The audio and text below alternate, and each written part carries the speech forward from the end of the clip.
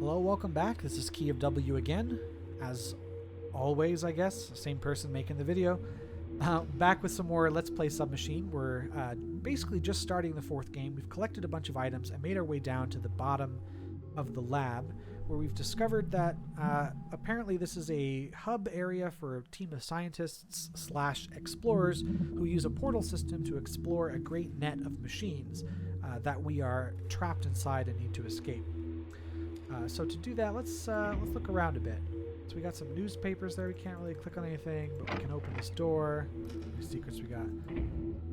So we have a bathroom, and in true Submachine fashion, none of it works. But we can pick up the soap. That'll become useful later. We also have a secret here. We also have something here. It looks like it accepts something. We'll find out. It's nothing we have here. The closest would be a gas handle, but this is not a gas pipe. Also not a rubber tube. So it looks like we'll have to come back to this room later. And if we head back this way, we see on the table a CD, or data disk as the game calls it. Door that is locked, but we do have a key for this one. And inside, this must be the security system that Murtaugh was talking about on the computer that we need to bypass. He mentioned we won't get a code or an access card, so this stuff, while it's wonderful to play with, is all red herring. There is no solution to this. Unless there is a crazy solution that no one has ever found by looking through the game. But you can't open the security stuff with this. You have to find another way to pass these bars. We also have a bell here with a symbol down here. And just like the bells in the first game, it raises a box in the air. So let's just leave that in the air, see what happens later. It doesn't seem to affect anything right now. Okay. The only place we have left to go is up this ladder. We got some beakers here. It looks like we can take one of them. Got some iron trioxide, which is probably going to be used in our experiment coming up. We have, well, this looks kind of like a Bunsen burner. So clearly we're going to do some science. But to set all this up, we're going to need to get some gas, because we can't light this without it. We could try it, but to get gas, we're going to have to set it up to this pipe. So we're definitely going to want the gas handle on there. And then we're going to have to turn on the gas. Unfortunately, this stuff all has to be done in order. So like if you took the tube and tried to do it first, it wouldn't work. So you'd be under the assumption it was the incorrect choice. You have to do all of these in the order prescribed. Then you turn this on, and then you light it. There we go. Now this is where we'd put the beaker on, but since the beaker has no water in it, we can't really use it. So we're pretty far in there. We're going to need to fill this with water somehow, and then we're going to dump in our chemicals. These two for sure, possibly the soap, and we're going to make something out of that. We can also take the screwdriver. So if we go back to the bathroom, we really want to find a way to fill this with water. It won't go in the sink. We can put it down there, however, and we can't take it back. So that's kind of a clue that we somehow need to get water in it from here. And if you look directly above, we have this pipe, which has a stopper on it. And if we somehow knocked the stopper off, we could get water out of this pipe. So let's do that. There's still no water, no matter what we do, so we might need one more item to get water flowing from this. So in the meantime, what do we have that we could possibly use?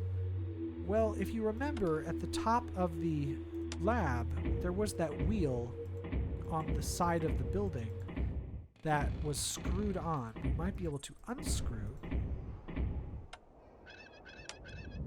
And there we are. We have a valve.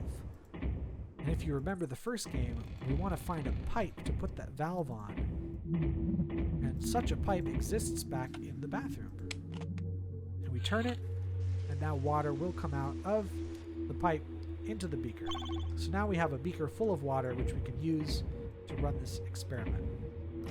So we can put that up there, and then we put in our ingredients. Once again, you have to do it in the right order or they don't work. I believe soap is first, then the iron trioxide, and then the naphthalene. There. And most of those ingredients disappear. However, we do have the beaker left over, and we can take it. So we're going to have to find a use for this beaker. And we'll take that. So perhaps we can use this to bypass the gate. We can't use it on the bars themselves, but we can use it on this security pass, or whatever this is. And that apparently makes it bleed. I don't know. And like all good security systems, when they go offline, they actually just open the doors for you. We can't take this beaker back, which we take to mean we're not going to need it again, whereas we do need this one for something. We'll find out what later. Oh, here we go. Here is the portal we were supposed to see. And we can actually look through these bars. It seems like those are the doors out. Who knows? You'd think we need to find a way through these, but actually we don't have to cross these bars during this game. It's just showing us that there are indeed more places to go. So there we are. My guess actually on this security system would be that the bars that were here and the bars that were here are sort of like a alternating system. So if the bars here are open, then these are closed, and vice versa. So someone would enter, go into this area, and then someone would switch the bars using this device to let people in. And so what actually happened when we shorted out the security is it closed off the portal from outside entry, or something like that. That's a guess as to why we have another set of bars here and why the security system let us through. But again, I'm not totally sure. This isn't the first time we'll see a security system that's alternating doors. That does show up in the next game as well. So that's just a guess to try to explain away why that happened. But now we've got this device. We can just change the numbers on here. It doesn't seem to do anything, though. So we're going to have to get some numbers that we know. And we do have documents that tell us... oh, I didn't read this note, did I? I don't think I did. I'm going to read it again if I already have. So it says, our mission has just started. Murtaugh taught us the necessity of writing notes and leaving them behind in locations they were made in. That's for leaving a trace in case somebody got lost. But we are all well trained. Nothing bad is going to happen. Not this time. This is just in case. We're moving from here to the ship section. Our mission is to get to the upper deck of that ship. Over and out. So people are leaving behind notes just so that if someone like me comes along, we can tell what's going on. Which would explain why we find notes in random places. Somewhat. There's a better explanation later as well. But this is as good as we get so far. Why we find all these notes randomly strewn about. Too bad they do not sign the notes with who wrote them. That would be very helpful. But either way, people are going to go to the ship. Let's actually let's go to the ship first, because that's what's being mentioned. So if we go to our documents, we see the ship is one of the locations, and X is 8, Y is 0, Z is 0. So maybe if we put in the numbers 8, 0, 0, something will happen. And something does. But we can't see anything. So let's take our lighter and let's turn on the light a bit.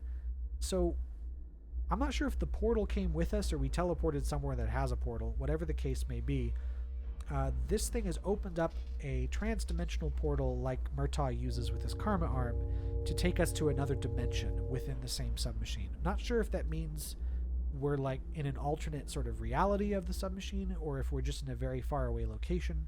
We're not totally sure. Either way, there's a secret right there.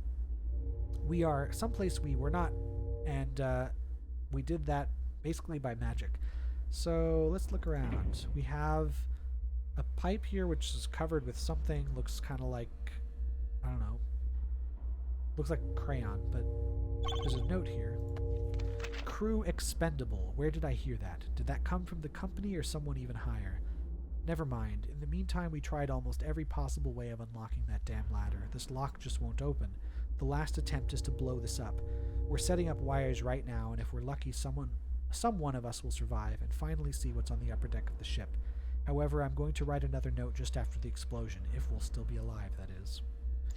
Well, since there's not another note, I don't think anyone's alive, which is kind of silly because they all blew themselves up. They set up an explosion and just to get up there, and they all died in that explosion. You'd think they'd set up the explosion to be timed, and then like they would go to another area. in the portal, in the submachine system, and then come back after the explosion, but I guess that would be too difficult. So this is how they died. And there was a note about crew expendable. So it seems like this is a whole team of explorers or scientists at the behest of someone else, possibly Murtaugh, to do all this exploring, and they're not really treated all that well. They're kind of left out here to die. At least that team was. Over here we have another bell with that same symbol, and a panel with some screws on it. Well, we have a screwdriver, so we might as well just take all those off. Cool. And we have a secret. And there's these kind of wires here as well, which we can't really do anything with right now. But we'll come back to this a little bit later. So I guess we can't get up in there in the ship unless we find some way to open this hatch. So we're going to start looking around in the next video to find out what exactly we can do in this vast submachine. I'll see you next time. Bye.